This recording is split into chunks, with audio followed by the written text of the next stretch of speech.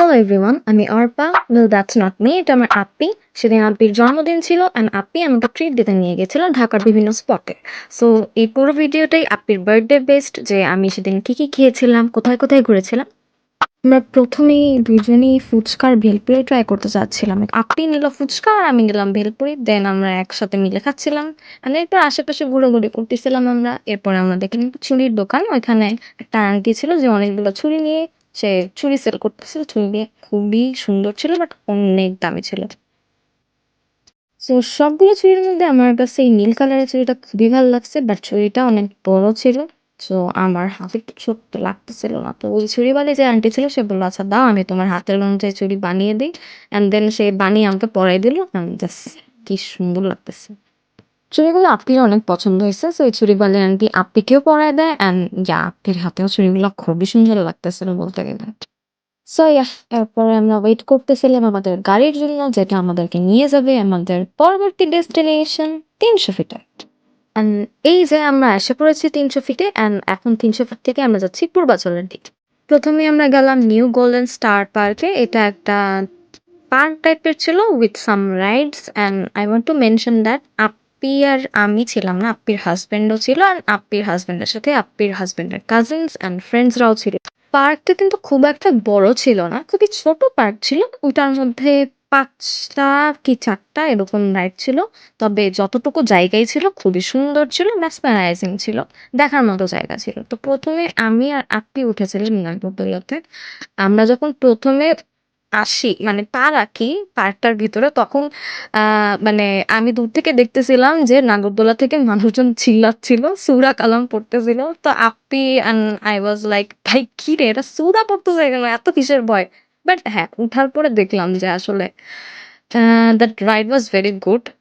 Like হুট করে এরকম উপরে উঠতেছে, হুট করে নিচে নামতেছে। বাইরের থেকে দেখলে আসলে বোঝা যায় না, বাট ভিতরে ব্যালেন্সিং এর একটা জিনিস ছিল, যার কারণে রাইডটা খুবই ইন্টারেস্টিং অ্যান্ড এক্সাইটিং লাগতেছিল। আমার অবশ্য হাইট ফোবিয়া আছে, আমি হাইট খুবই ভয় পাই, বাট আমার আসলে আবার হাইট ফোবিয়া খুব এনজয় করতেও পছন্দ করি। সো আমার কাছে নাগরদোলাটা খুবই ভালো লাগছিল। তবে আপ্পির হাজবেন্ড ভাইয়া সে একা বসছিল, কারণ ব্যালেন্সিং এর জন্য একটা বক্স যেটা সেটার মধ্যে ২ জনের বেশি উঠতে পারে না। এখানে বাচ্চাদেরও কিছু রাইড ছিল। আমার খুবই শখ এই রাইডটাতে ওঠার, বাট আমি বড় হয়ে গেছি তো উঠতে পারবো না। এই যে এখানে আরেকটা বাচ্চাদের রাইড। আমাদের সাথে বাকি যারা ছিল তারা আসলে ওয়াশরুমে ছিল, তো ওরা এবার আসার পরে নাগরদোলায় ওঠে। তখন আপ্পি বলে আচ্ছা চল অর্পা, এবার আমরা আবারও নাগরদোলায় উঠবো। তো আমরা আবারও নাগরদোলায় উঠি, তবে একই বক্সে এবার আমি, আপ্পি আর আপ্পির হাজবেন্ড সবাই একসাথেই ছিলাম। অ্যান্ড ভাইয়া খুবই দুষ্টামি করতেছিল, সে বারবার দাঁড়ায় যাচ্ছিল, যার কারণে আপ্পি খুবই ভয় পাচ্ছিল আর চিল্লাচিল্লি করতেছিল। লাস্টে আমরা গেলাম নৌকা টাইপের একটা রাইড আছে না, ওইটাতে। ওইখানেও আমি আর আপ্পি একসাথেই বসছিলাম। ওইটা একটু ভয়ের ছিল, বাট হ্যাঁ আমার কাছে ভালোই লাগছে। তো এত লম্বা জার্নির পরে আর বিভিন্ন রাইডে লাফালাফি করার পরে আমাদের প্রত্যেকেরই খুবই ক্ষুধা লাগছিল, অ্যান্ড আমরা খাবারের খোঁজে এখানে আসলাম। এটা ৩০০ ফিটের পূর্বাচলে। এটা ছাড়া এক্স্যাক্টলি আরো কোনো লোকেশন অ্যাড করা আছে কিনা সেটা আমার জানা নেই, কারণ এটা আমার কোনো প্ল্যান্ড ভিডিও ছিল না, এটা আপ্পির বার্থডে উপলক্ষে ছিল। তো আমি তখন এগুলো রিলেটেড শুট করতেছিলাম, তো লোকেশন নিয়ে আর দাম নিয়ে আমার খুব একটা মাথা ব্যথা ছিল না।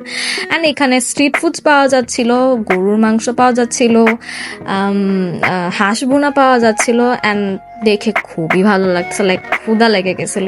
আই মিন যে কারো ক্ষুধা লাগার কথা, লাইক এরকম শীতের রাতে এরকম চুলার মধ্যে গরম গরম গরুর মাংস, কার না ক্ষুধা লাগবে ভাই? আমাদের আসলে এগুলা খাওয়ার জন্য অন্য দোকান সিলেক্টেড ছিল, সো এই দোকান থেকে আমরা জাস্ট ফুচকাই খাই। অ্যান্ড ফুচকাটাও ভালোই ছিল। বের হওয়ার পরে আমরা একটা মোমোজের দোকান দেখলাম, তো ওই ভাইয়ার কাছে ১ প্লেটের জন্যই মোমোজ ছিল, তো ওই ভাইয়াটা ১ প্লেটের জন্যই আমাদেরকে মোমোজ দিল। মোমোজটা ভালোই ছিল। এই একটা এরিয়ার মধ্যে সারি বেঁধে অগণিত দোকান ছিল, অ্যান্ড প্রত্যেকটা দোকানের মধ্যে ফুড আইটেম সেমই ছিল, মুরগি, গরুর মাংস, হাঁসের মাংস অ্যান্ড সি ফুডস। আর এখানে সি ফুডস গুলোর দাম অতিরিক্ত ছিল। আমি আগেও সি ফুডস খেয়েছি ঢাকার মধ্যে, কিন্তু এই জায়গার মতো এত বেশি পাই নাই। আমরা আসলে এই দোকানে বসছিলাম বিকজ এই দোকানে ভিড় অনেক বেশি ছিল, আর ভিড় যেখানে বেশি খাবার সেখানে ভালো হবেই। অ্যান্ড আমরা এখান থেকে নিয়ে নিয়েছিলাম হাঁসের মাংস, গরুর মাংস আর গরুর বল। গরুর মাংসটা আসলে আমার জন্যই ছিল, বিকজ আমি আসলে হাঁসের মাংস খাই না।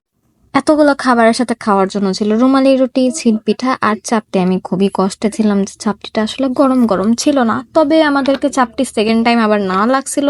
সেকেন্ড টাইম আমরা আসলে আবার গরম গরম চাপটি পাইছিলাম। এখন যদি আমি আমার গরু মাংসের তরকারির কথায় আসি, তো আমি মোটেও এটা বলবো না যে এটা খুবই টেন্ডার ছিল, খুবই জুসি ছিল। আমার উল্টা চাবানো লাগতেছিল। খাবারের মধ্যে জিরা অতিরিক্ত ছিল। সো আহামরি কিছু না যে ওখানে যাওয়াই লাগবে, এটা না খাইলে আমি মরে যাবো, এরকম কিছুই একদমই না।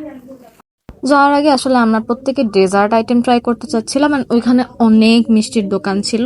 লাইক ওই প্লেসটা নাকি মিষ্টির জন্য ফেমাস। সো আমরা দাঁড়াইলাম পূর্বাচল মিষ্টান্ন ভান্ডারের দিকে, অ্যান্ড ওইখানের আঙ্কেলটা এক্সপ্লেন করে দিচ্ছিল যে প্রত্যেকটা মিষ্টি এগুলার নাম কি কি কি কি দিয়ে বানাইছে। অ্যান্ড আমরা প্রত্যেকেই একটা একটা করে সবাই মিষ্টি ট্রাই করলাম। আমাকেও একটা মিষ্টি দিছিল, ভিতরে কাইন্ড অফ ফ্লাফি ছিল, অতটা মিষ্টি ছিল না। যেহেতু আমার মিষ্টি খুব একটা পছন্দ না, আমার কাছে খুব ভালো লাগছে।